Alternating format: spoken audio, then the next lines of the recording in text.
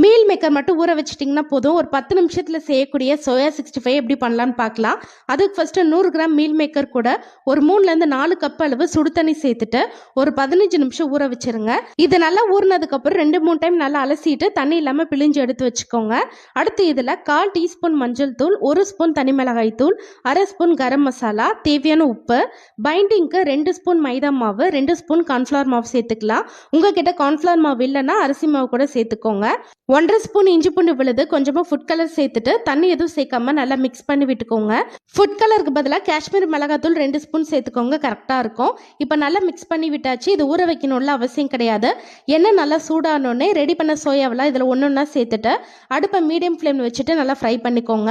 1லேருந்து 2 நிமிஷத்துல இது நல்லா ஃப்ரை ஆகிடும். அதுக்கு மேலே ஃப்ரை பண்ணிட்டீங்கன்னா ரொம்ப ஹார்ட் ஆகிடும். லாஸ்ட்டாக இதில் கருவேப்பிலையும் ஃப்ரை பண்ணி சேர்த்துக்கிறேன். இது ஆப்ஷனல் தான். கண்டிப்பாக இதே மாதிரி உங்கள் வீட்லேயும் ட்ரை பண்ணி பாருங்கள். அடுத்த வீடியோவில் பார்க்கலாம்.